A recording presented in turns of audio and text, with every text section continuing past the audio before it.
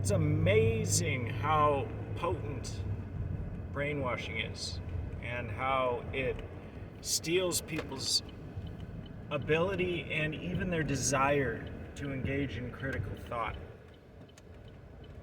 You know, I was blessed when the Rona hit because I was able to get through to my parents and to most of my family, and they were able to see the lies and the problems. And I was also naive because I thought that would stick. It didn't. My parents still sell little pieces of their soul voting for somebody who tried to kill them. And no matter how many times I try and explain that to them, they won't even entertain the fact that I might be right, the idea that I might be right. You know, I can completely lay out exactly how they were duped. I can point out the fact that they know they were duped, and I can explain to them what they already know, but they ignore it. It's like my mom today. She said, Trump, it's going to be so much better when he's in office. And I couldn't hold back anymore. I'm sick of hearing this pro-politician bullshit. I said, Mom, he literally tried to kill you. Oh, well, he didn't know. If he didn't know, then he's not powerful. If he's president, the idea is he runs the country. And if he doesn't know, it just doesn't make any sense. They will do anything to defend their belief and completely free of critical thought. And it's so frustrating because I see my parents do this to themselves over and over and over and over, and they expect it to change. And is it maybe it's hubris? They think that their vote matters and that it's their duty. Dude, it's not. It's your duty. It's your duty to realize that you're being fucked.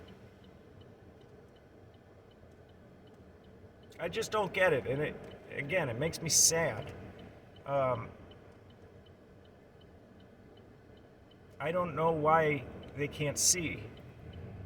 It doesn't matter who the politician is. It's the whole organism is corrupt. And there is no politician that is going to get us out of the problem that was begun by politics and politicians, by the greed of people who call themselves our so-called servants and leaders. They're parasites. That's all they are. And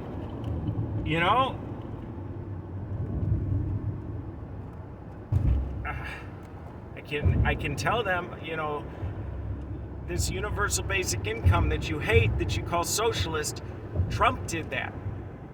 Oh yeah, but look at how many people Biden's letting into the southern border. That's bad. That's bad too, but we're talking about what you want to see going forward, as far as voting, and the person you plan on voting for tried to kill you and essentially bankrupted the country. And they've had 4 whole years to see the truth, and all that they've used that 4 years to do is forget the past. And while it does make me sad, it also upsets me because they are voting, admittedly so, for the lesser of two evils, which by definition means they're still voting for evil knowingly. They knowingly vote for evil. That's the thing. Anytime somebody says, oh, well, he's the lesser of two evils, that's what they're saying. What they really mean, or what they don't know that they're saying, is that they're voting for evil, that they are taking and casting their spell for an evil, evil person.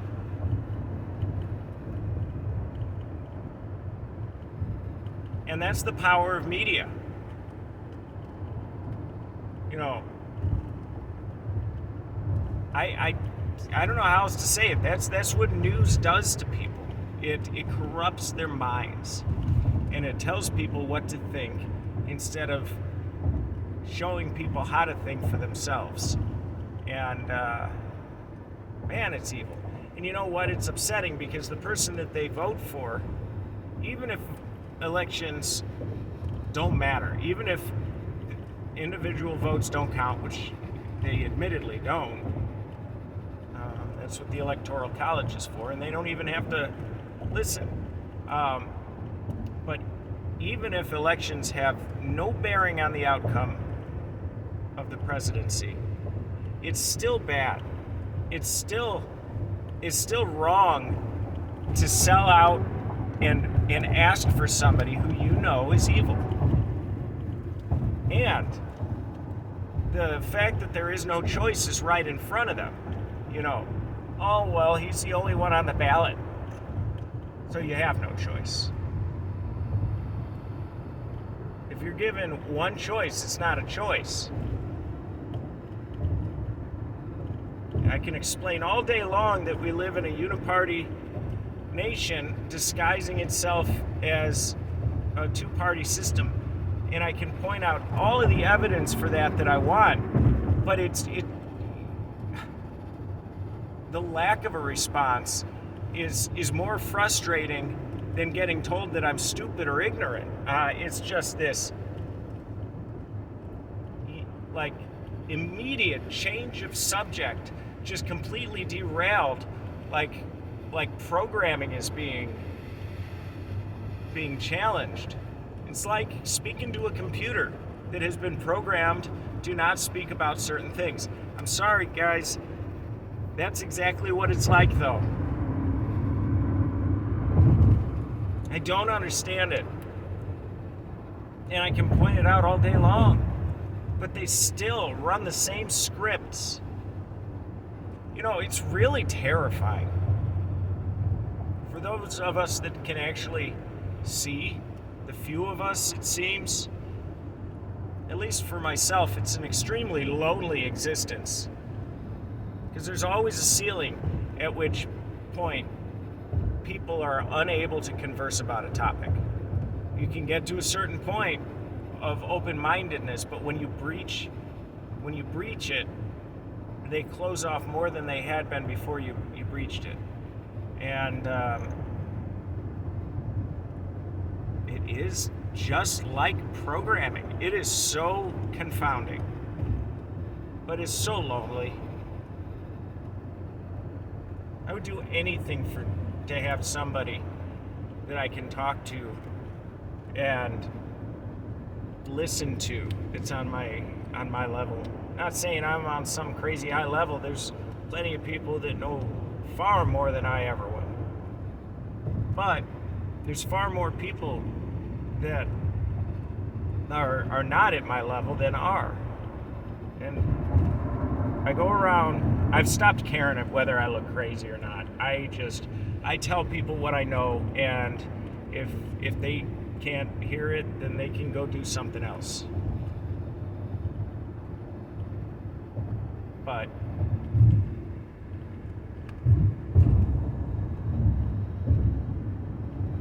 I just don't know what to do.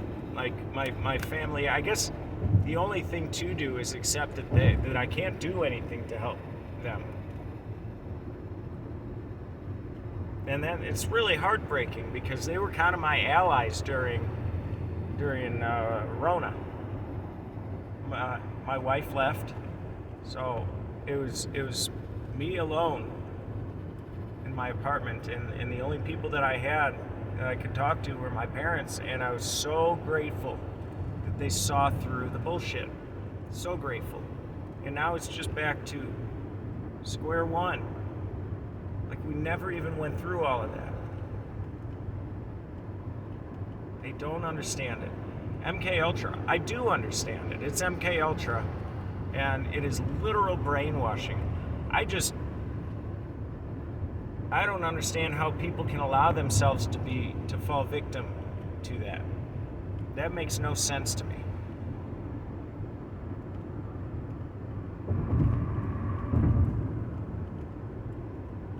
Then I feel so alone. Even when, like, I'm with my coworkers, I don't really have friends. I'm still alone. Like, there's so much that I'd love to say, but it just pushes them away when I do. And it's nothing crazy. 9/11 was an inside job. Why can't I talk about that?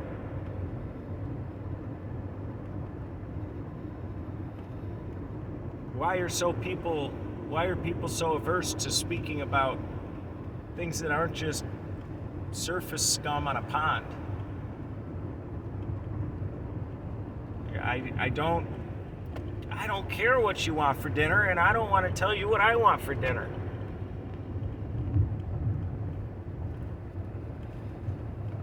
I want to use these words, this precious breath that I'm given, and accomplish something with it.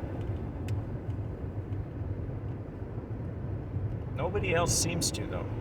People are just so complacent to wallow in their mediocrity.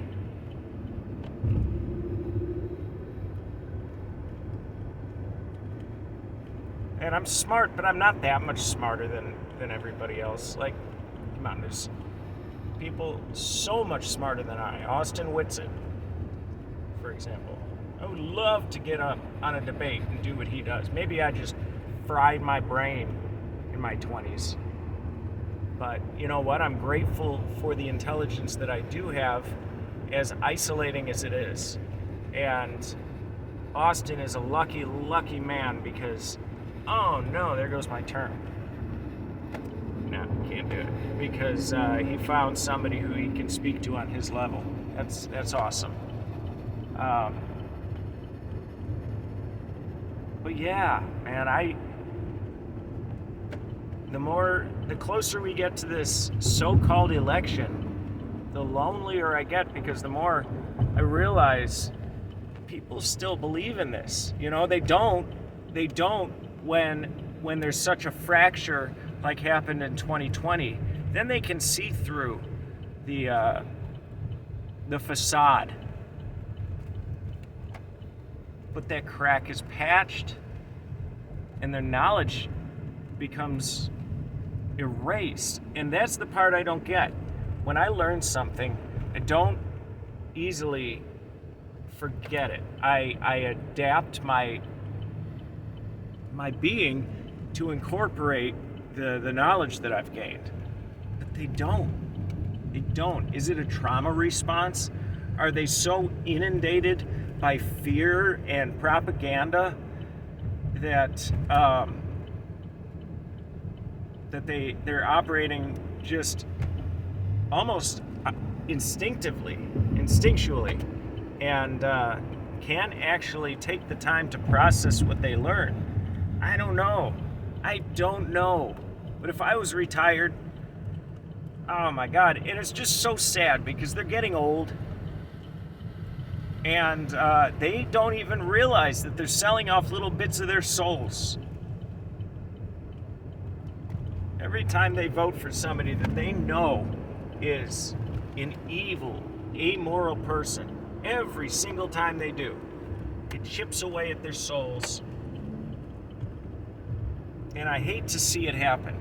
And the pathetic part is, not pathetic, really the infuriating part is that they do it with the best intentions in mind, but they're so unable to hear reason, at least what I consider to be reason.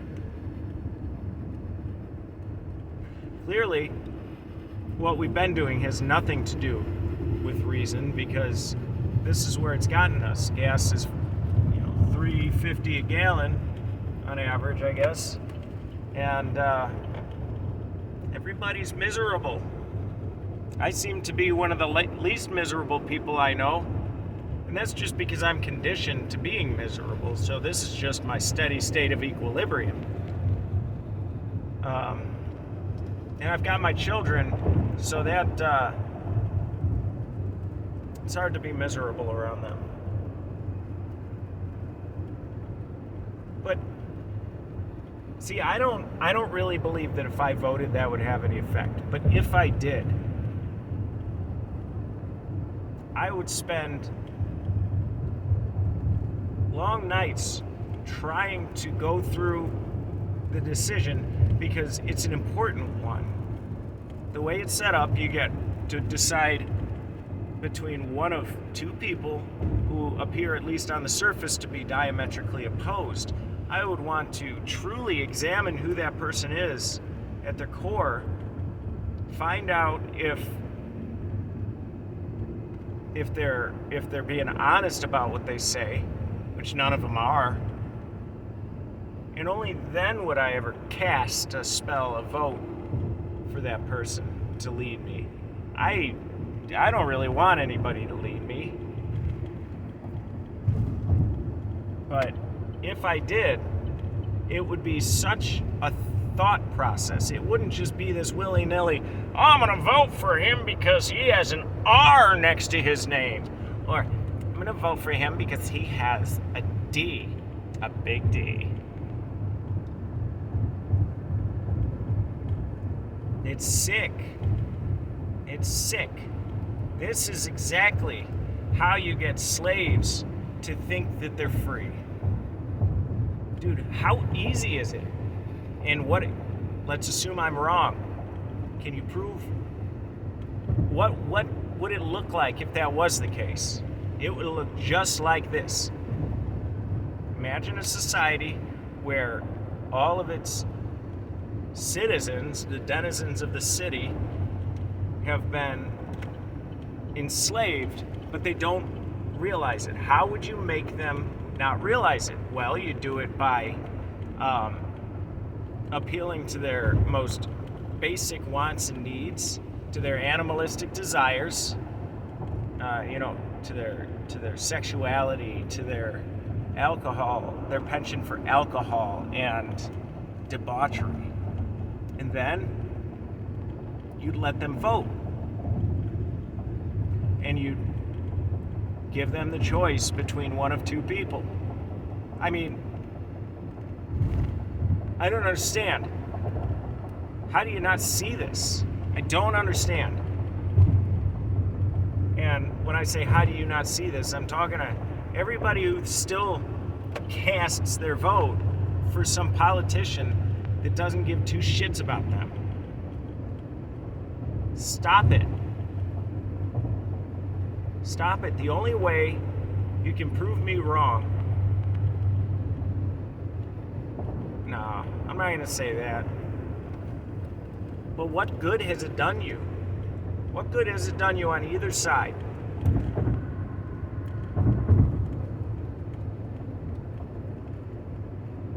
Do you think, or do you just feel and react?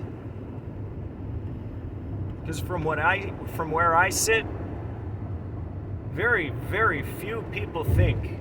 Most of you sit around feeling and reacting. And then that leads to you doing what you're told.